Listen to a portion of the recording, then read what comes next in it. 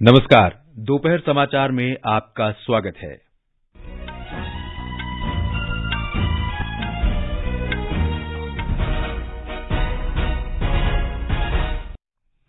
मुख्य समाचार। प्रधानमंत्री नरेंद्र मोदी ने जयपुर महाखेल के प्रतिभागियों को संबोधित किया। कहा, ऐसे आयोजनों से खेल प्रतिभाओं को निखारने में मदद मिलेगी। G20 देशों के ऊर्जा अंतरण कार्य समूह की पहली बैठक बेंगलुरु में शुरू। प्रधानमंत्री कल बेंगलुरु में भारत ऊर्जा सप्ताह का उद्घाटन करेंगे। राष्ट्रीय सुरक्षा सलाहकार अजीत डोभाल ने ब्रिटेन के राष्ट्रीय सुरक्षा सलाहकार टिम बैरो से लंदन में भेंट की। पाकिस्तान के पूर्व राष्ट्रपति परवेज मुशर्रफ का दुबई में निधन और ढाका में आज शाम सैफ अंडर 20 महिला फुटबॉल चैंपियनशिप में भारत का सामना बांग्लादेश से।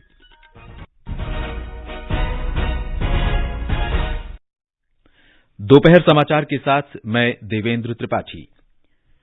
प्रधानमंत्री नरेंद्र मोदी ने कहा है कि जयपुर महाखेल जैसे आयोजनों से देश के खेल प्रतिभाओं को निखारने में मदद मिलेगी। उन्होंने आज इस आयोजन को वीडियो कॉन्फ्रेंस से संबोधित किया। मुझे खुशी है कि राजवर्धन सिंह राठौड़ जी, उनको देश ने जो दिया है उसे वो सांसद खेल स्पर्धा के जरिए नई पीढ़ी को लौटाने का काम कर रहे हैं। हमें इन प्रयासों को और विस्तार देना है ताकि इसका प्रभाव और भी व्यापक हो। जयपुर महाखेल का सफल आयोजन हमारे ऐसे ही प्रयासों की अगली कड़ी है। प्रधानमंत्री ने खेलों में लड़कियों की बढ़ती भागीदारी की प्रशंसा की। उन्होंने कहा कि केंद्रीय बजट में खेल से जुड़े सूक्ष्म, लघु और मध्यम उद्यमों के लिए पहले से अधिक प्रावधान किए गए हैं।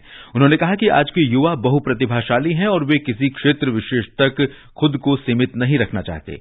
महाखेल का शुभारंभ 12 जनवरी को राष्ट्रीय युवा दिवस के अवसर पर हुआ था।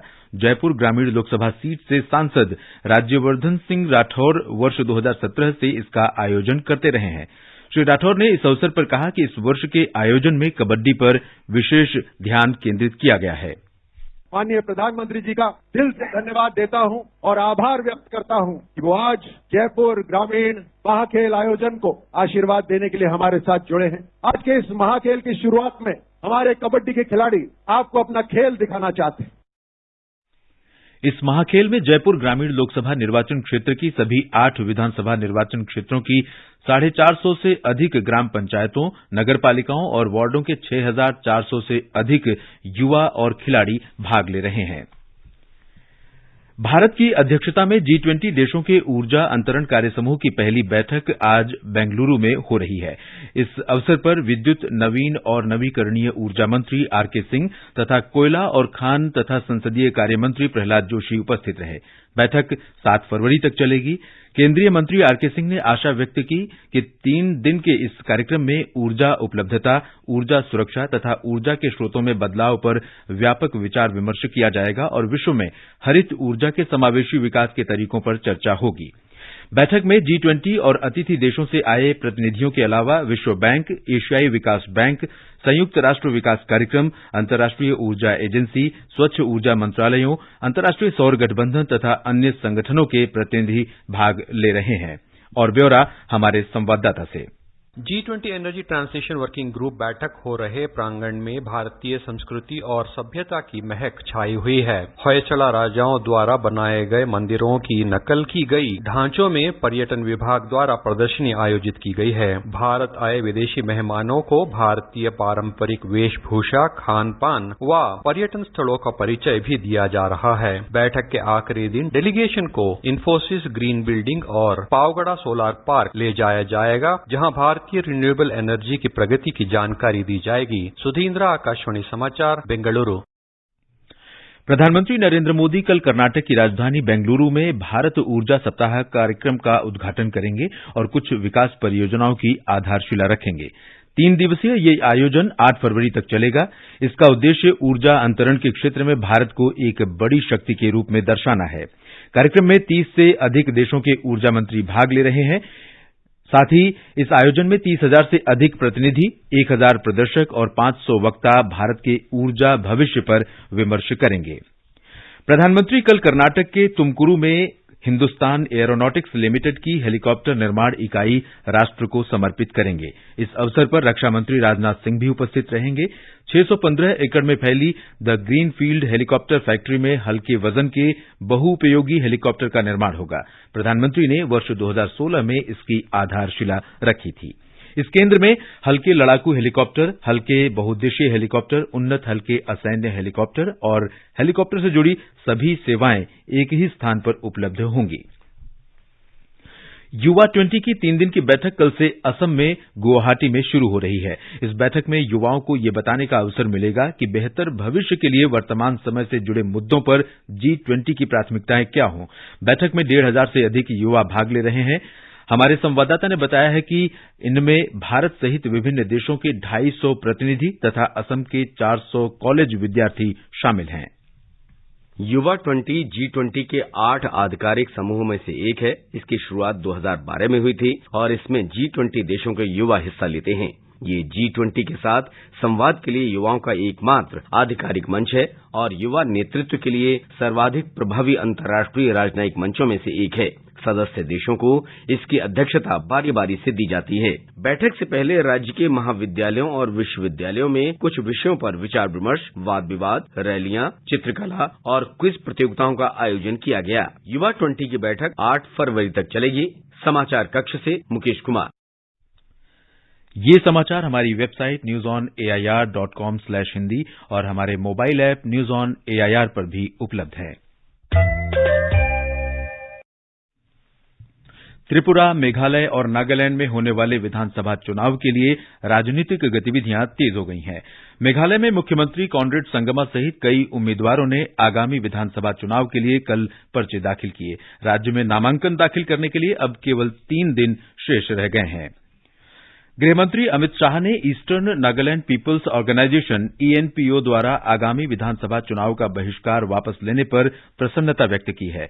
ENPO के नेताओं ने 2 फरवरी को गृहमंत्री से आश्वासन मिलने के बाद अलग राज्य की मांग को लेकर आगामी विधानसभा चुनाव का बहिष्कार न करने का निर्णय लिया। एक report. Eastern Nagaland Peoples Organisation ENPO ने 4 जनवरी को दीमापुर में आयोजित अपनी कार्यकारिणी बैठक के दौरान आगामी चुनाव के निष्पक्ष और शांतिपूर्ण संचालन के हित में राज्य में होने वाले चुनाव में भाग न लेने के 26 अगस्त 2022 के संकल्प में तत्काल प्रभाव से ढील देने का निर्णय लिया है। केंद्रीय गृह मंत्री अमित शाह ने लोकतांत्रिक प्रक्रिया के प्रति प्रतिबद्धता की पुष्टि करने में ENPO के सकारात्मक भाव का स्वागत करते हुए कहा कि प्रधानमंत्री नरेंद्र मोदी ने पूर्वोत्तर भारत के लोगों को आश्वस्त करने के लिए अथक प्रयास किए हैं कि सरकार उनके साथ है और ENPO का कदम इन्हीं का अनुमोदन है। नागालैंड के मुख्यमंत्री नेफ्यू रियो ने भी ENPO के फैसले का स्वागत करते हुए कहा कि विधानसभा चुनाव के बहिष्कार के ENPO के आह्वान को वापस लेना प्रधानमंत्री नरेंद्र मोदी और गृह मंत्री अमित शाह के नेतृत्व में भारत सरकार में विश्वास को दिखाता है। कोहिमा से असुनो की रिपोर्ट के साथ समाचार कक्ष से मनोज। शंघाई सहयोग संगठन के शीर्ष लेखा परीक्षा संस्थानों की 6ठी बैठक कल से लखनऊ में शुरू हो रही है। भारत के नियंत्रक और महालेखा परीक्षक CAG इसकी मेजबानी करेगा। इसमें SCO के 8 सदस्य देशों के शिष्टमंडल के साथ साथ भारत, कजाकिस्तान, ताजिकिस्तान, किर्गिस्तान और उज्बेकिस्तान के लेखा परीक्षा प्रमुख भाग लेंगे। उत्तर प्रदेश की राज्यपाल आनंदीबेन पटेल बैठक का उद्घाटन करेंगी। राष्ट्रीय सुरक्षा सलाहकार अजीत डोभाल ने कल ब्रिटेन के राष्ट्रीय सुरक्षा सलाहकार टिम बैरो से लंदन में मुलाकात की। इस मौके पर ब्रिटेन के प्रधानमंत्री ऋषि सुनक विशेष अतिथि के तौर पर उपस्थित रहे। इससे पहले श्री डोभाल ने मंगलवार को वाशिंगटन में अमेरिका के राष्ट्रीय सुरक्षा सलाहकार जेक सुलिवन से मुलाकात की थी। लंदन स्थित भारतीय उच्चायोग ने ट्वीट में कहा कि दोनों देशों के राष्ट्रीय सुरक्षा सलाहकारों की बैठक में प्रधानमंत्री ऋषि सुनक की विशिष्ट उपस्थिति अत्यंत महत्वपूर्ण है। उच्चायोग ने कहा कि ब्रिटेन के राष्ट्रीय सुरक्षा सलाहकार को भारत यात्रा के लिए आमंत्रित किया गया है। पाकिस्तान के सैन्य तानाशाह और पूर्व राष्ट्रपति जनरल परवेज मुशर्रफ का लंबी बीमारी के बाद दुबई के एक अस्पताल में निधन हो गया है। पाकिस्तानी समाचार चैनल जियो न्यूज के अनुसार 79 वर्षीय जनरल मुशर्रफ का दुबई के एक अस्पताल में इलाज चल रहा था।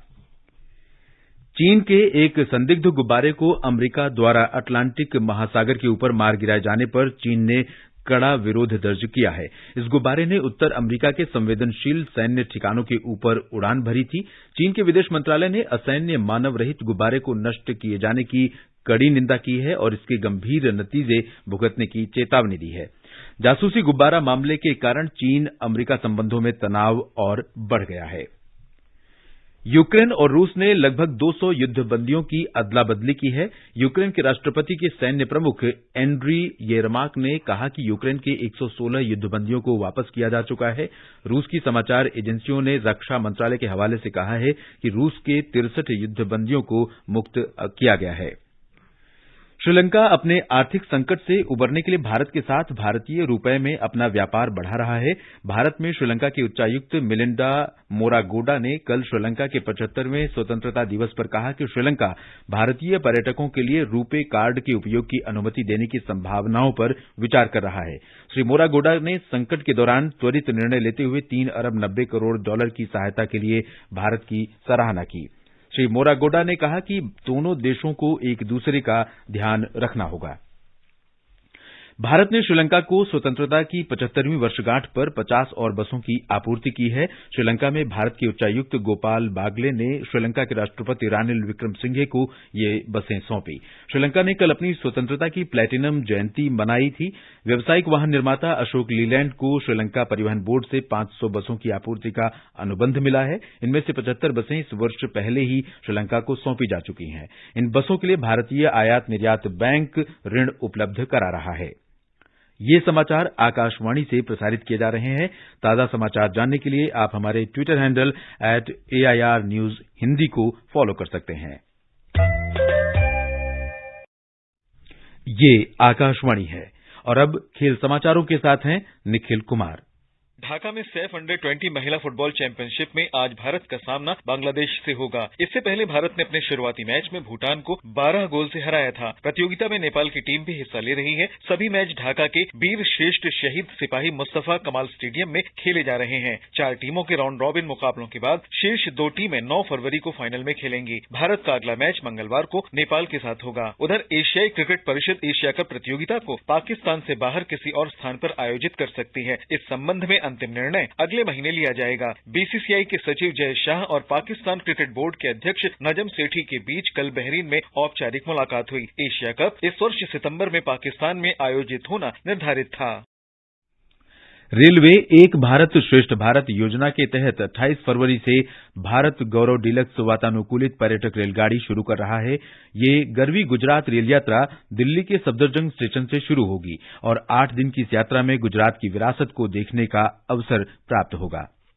अत्याधुनिक सुविधा युक्त इस रेलगाड़ी में प्रथम श्रेणी के 4 और द्वितीय श्रेणी के 2 एसी कोच हैं। इसमें 2 भोजनयान और 2 रेल रेस्टोरेंट भी होंगे। इस रेलगाड़ी में 150 पर्यटक यात्रा कर सकेंगे। यात्रा के दौरान पर्यटकों को गुजरात के प्रमुख तीर्थ स्थलों और विरासतों को देखने का मौका मिलेगा। इनमें statue of unity, Champaner, Somnath, Dwarka Nageshwar, Bet Dwarka, Ahmedabad, Modhera और पाटन शामिल हैं। इस रेल यात्रा का आनंद लेने के लिए गुरुग्राम, रेवाड़ी, रिंगस, फुलेरा और अजमेर रेलवे स्टेशनों से यात्रा शुरू की जा सकती है। IRCTC ने टिकट बुकिंग के लिए विभिन्न गेटवे का उपयोग कर EMI से भुगतान करने की भी सुविधा दी है। समाचार कक्ष से फरहत नाज। उत्तराखंड में मध्य क्षेत्रीय परिषद की स्थायी समिति की 15वीं बैठक कल देहरादून में संपन्न हुई। राज्य के मुख्य सचिव SS संधू की अध्यक्षता में इस बैठक में छत्तीसगढ़, मध्य प्रदेश, उत्तराखंड और उत्तर प्रदेश के अधिकारी शामिल हुए। बैठक में भारत नेट परियोजना से मोबाइल कनेक्टिविटी बढ़ाने तथा राष्ट्रीय महत्व के विषयों पर भी चर्चा की गई। आज संत रविदास जयंती है। इस अवसर पर राष्ट्रपति, उपराष्ट्रपति और प्रधानमंत्री ने देशवासियों को शुभकामनाएं दी हैं। और अंत में मुख्य समाचार एक बार फिर।